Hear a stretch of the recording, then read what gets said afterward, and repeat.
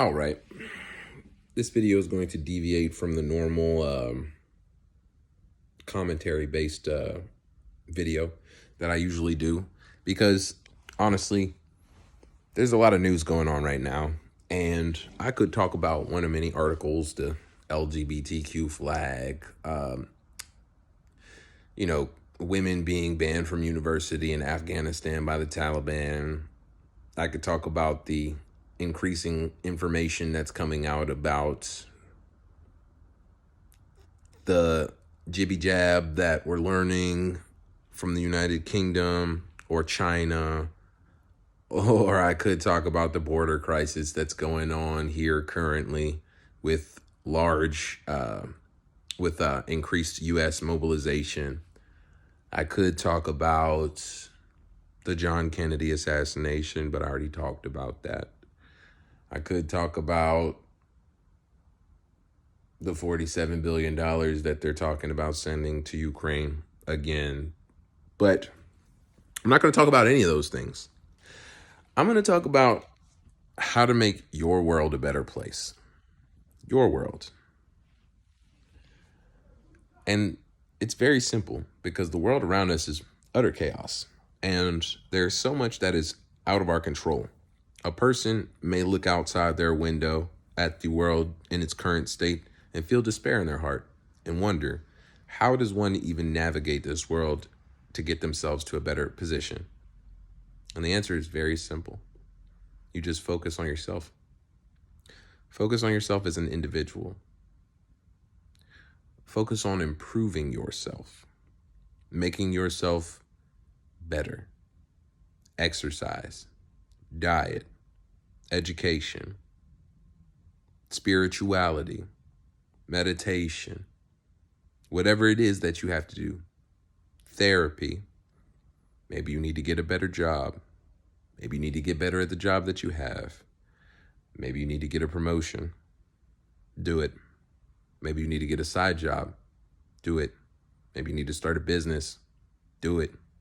Whatever you need to do. Continue to work on yourself.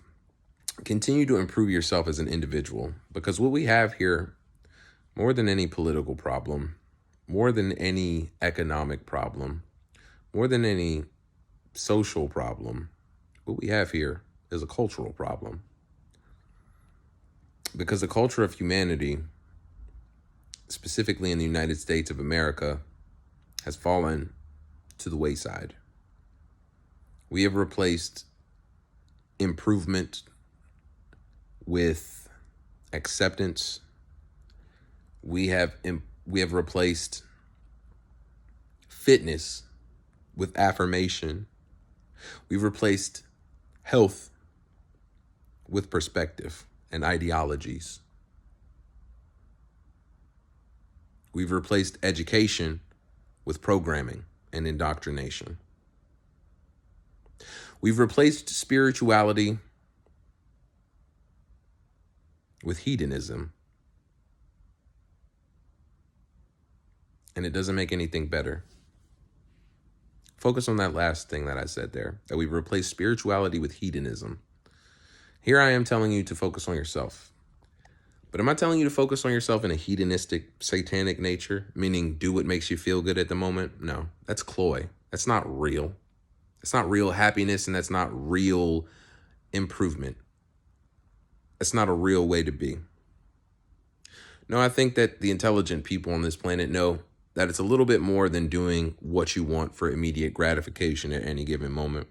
But you actually have to look a little bit farther than that and say, I may want this, but is it good for me? And when you want something and it satisfies you or satiates you or releases that little hit of dopamine and endorphins in your brain, that's not what improvement is. As a matter of fact, sometimes improvement is the opposite of that. It's pain and strain and toil. It's rips and tears at ligaments and rebuilding, of course. But there's also a lot of destruction in that aspect, and pain, soreness. There's a reason for that. I'm a Muslim. I don't care if you are, but I am a Muslim, and not an Orthodox one. I say that very often, but I always want to mention that anytime that I talk about religion or go into my religion, that the traditional Muslim probably would not consider me Muslim. But I have to say that their opinion on it doesn't matter, because my relationship spiritually and religiously is that between a human being and his creator. Something that we can always talk about if you'd like to, but not something that I really have to explain or convince you of. I don't believe in proselytizing. I believe that you have a plan, or there is a plan for you, and how you will come upon your understanding of the origins of life in general in your own creation. It's got nothing to do with me. But the reason that I brought all of that up is to say that there is a verse in the Quran. It is my favorite. It is in Quran chapter 2, the cow, and the ayat would be 226, which is the verse. So chapter 2, 226 of the Quran. And it says in so many different words translated from Arabic that fighting is enjoined on us as human beings, even though we may dislike it. And it may be that you dislike something while it is good for you, and that you love something while it's evil for you. And Allah, or God, knows that which you don't know. Basically, what that means is that most of the things in life that we think are good for us, or we think that we want, oftentimes are destructive and hateful to us and harmful to us. Snacks and drugs and alcohol and promiscuity. And the things that make you a better person, the things that are actually intrinsically good for you, are oftentimes things that we hate. Things like vegetables, if you're, a kid, working out. Things like doing math. I hate math, but it's good for you and it's enjoined upon you, because that's how we were able to build the structure that I'm living in. It's made of math. And I wouldn't even have this home if it wasn't for that. And if the people who invented homes decided that because they didn't want to go through the pain, the struggle of learning algebra out of necessity at the time, but improvement, if they were satisfied with little grass huts with leaves and sticks and stuff, that's just where we would be. When you take a look and take a step back from yourself and how you think and how you feel, or how depressed you may be, and which is not easy to do. I'm not sitting here and saying, oh, get over yourself, it's so easy. No.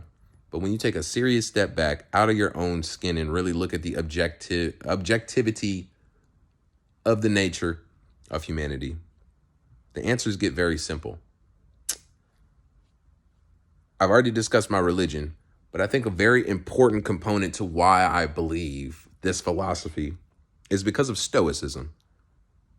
I feel like the things that I think, the way that I compute and analyze the world, is infused heavily with Stoic principles. Because I don't worry about what's good or bad or right or wrong a lot of the times, for the most part. I worry about what makes sense. And it helps to build the guidelines for a lot of those things, specifically right or wrong. I can't say about the good or bad or anything like that, because that's very great. But right or wrong, there are some things that when you just use rationale and reasoning, very easily come to you as right or wrong. And this doesn't cover all your bases, but it's just a starting point.